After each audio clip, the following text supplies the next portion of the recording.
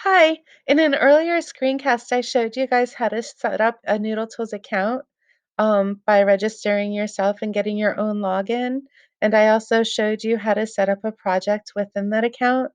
So once you have a project set up, you want to jump over to the Sources tab to start adding some sources that you're using for your research. So I have an example of a website, which is pretty common to cite. Most of you guys will be using websites. An example of a book. This one's an ebook, electronic, but my instructions will also work for print books. And then finally, a journal article. Many of you will be using journal articles. So those are the top three types of citations that you might be citing. You could be doing an interview or a tweet, things like that. But that's not the average thing that you would cite. And so if you need help with those things, just come see me, but that's not going to be in the tutorial. So now what we're going to do is we're going to add a new source. And in this case, my daughter Brenna, she would like to go to college in New York City. So I'm going to say website and web page. And so now what we need to do is hop back and forth to the website and fill out every single cell on NoodleTools that it asks us to fill out. So let's go through this.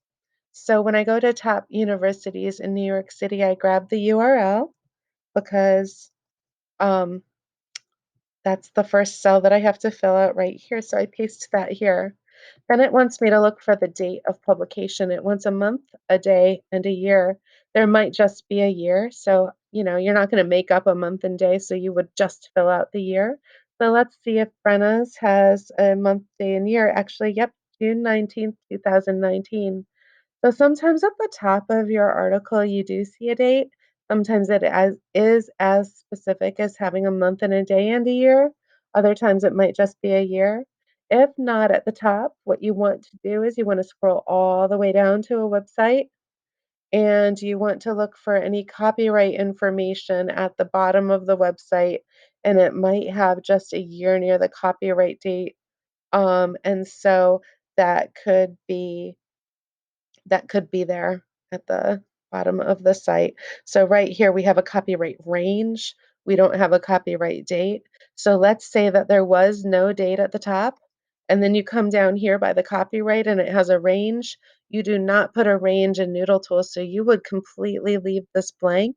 However, this article does have a month, date, and year, so we'll go ahead and fill that out. So June 19th, 2019. So I go find June, then I find 19, and then 2019, I add that in. Oops. Anyway, then what I do is I have to say the date that I accessed the website. That's today. So first of all, it's more time consuming to fill these out the regular way. It's the quickest way, even if you do know the day's date, to hit today, and then it fills that out for you. So then it wants the contributors. That means basically author, editor, or translator. And so we see if this one has an author. So I do see a girl here. I don't see her name yet. Let's see if that's anywhere here. Not sure why that girl's there and then why we don't see her name. So that is a little odd to me. Oh, down here it says written by Laura Tucker. So again, if yours doesn't have an author that's listed, you're not going to make one up. But I'm going to put Laura and then Tucker. One thing that I see a lot of mistakes on by students is people putting the publisher information right here or very generic group names such as history.com editors or history.com staff. And you do not want to do that. It says group. That's usually a grouping of authors. That's a more formal group. We don't want something generic like history.com staff or a publisher and piece of information because you're going to be putting the publisher in lower anyway. You don't want it in both places. So if there's more than one contributor, we can add the contributor using this button and we can add, as many as we want and delete. So I have my author in. Now what it wants is it wants the article title.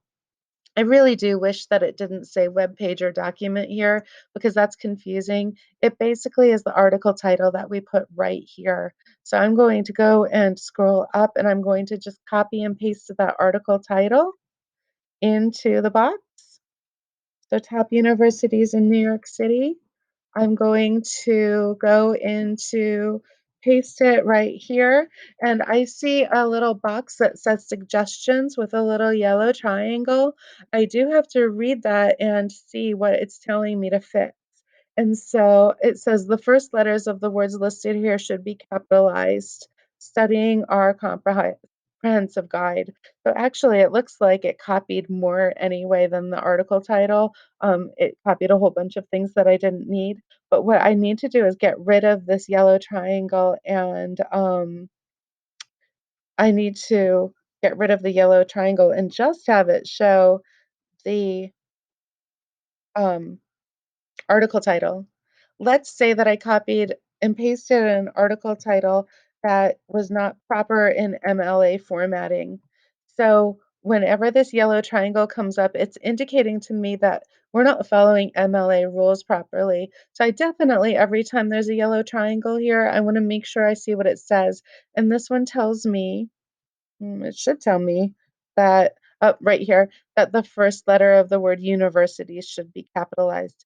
Sometimes I'm seeing students copy and paste articles that are completely in caps. Other times they're copying and pasting article titles that aren't capitalized properly in MLA, and that little yellow triangle should come up. If you do not change it, then your citation is actually going to be formatted incorrectly with MLA formatting, even though you did use NoodleTools. So then I find out the name of the website. So I go up at the top. Now this can be confusing. Sometimes it's a .com, sometimes it's not. Like history is not history.com anymore. It's just history. So this one is top universities. And up here they do not list it as a .com. And so I'm not going to put the top .com here. And so I'm going to type in top universities as the name of the website, top universities. And then they want the publisher of the site. So I have to see who the publisher is. I scroll all the way down again to that copyright information, and I see that it is a really weird name, actually. It looks like a last name of somebody that I'm not familiar with. And so I'm just going to copy that name. Actually, I think I have to get the S part of it too. So I copy that publisher name right here and I paste it in for publisher of the site. And one thing that this little I box tells me is that if the publisher's name is the same as the website name, to leave it blank. And it gives me other helpful information, this little I button. So if I don't have to annotate my source, then I don't have to put a paragraph in this box. However, if I do have to annotate my source, I paste my annotated paragraph that I've written and I paste it into the source and then I hit save. So what this does is it saves my source in proper formatting. And so then what I do is I do my next source and my next source. Once I'm done with all of my sources, I do not want to copy it this way and paste it onto my Google Doc. I always want to go to the print export feature to print export to Google Docs because it will format it properly in MLA formatting. So now let me show you how to do a book. And at the end, I will model how to do the print export once I have all three of mine in. So I have a new source here. This time it's an ebook, so I'm picking file, app, or ebook. And so I'm picking ebook right here. And wait until you see how easy it is to do books. I go to to get my ebook, and I actually only have to get with books. I only have to get one of the ISBN numbers. It doesn't matter which one. And I copy the ISBN number. I go to NoodleTools and I import it by ISBN number. So I have import ISBN and I hit search. Now, if nothing comes up during my search for import ISBN, I can also search by title or author editor. With really old books, with our Civil War project, we have had to search by title. So I'm gonna hit search and I find it. So I go and I select the book that I'm using and then I import the selected source, and I hit continue, and then I hit save. I could scroll up and down to make sure it's all right. I hit save. And that is how you cite a book. It does it for you. It's perfect. It lists that it's a book versus a website.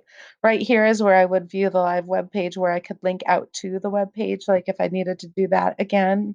And so that is how you cite a book and a website.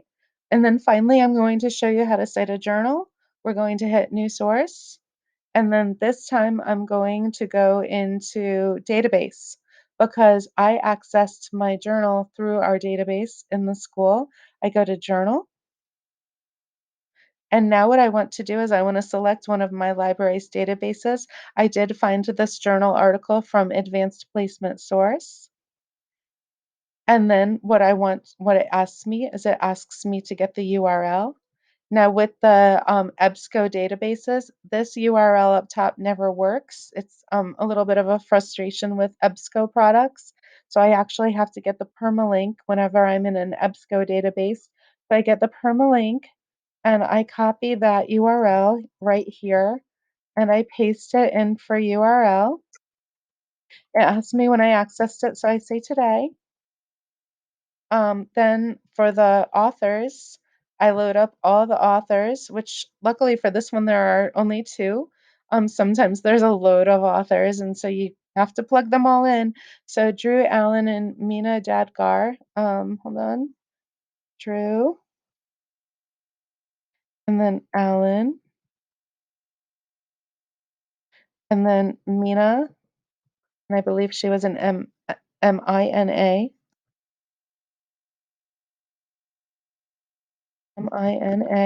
and then I think it was a Dadgar? We're gonna say it is now, even if it's not. Obviously, with yours, you wanna make sure it's accurate, but I don't need to care so much. Then I need my article title. So I go ahead and I copy my article title, and I paste it in, and I can see already I don't have capitals throughout, and so I'm gonna need to fix that. It's going to give me the little yellow triangle that alerts me there's something wrong with the formatting.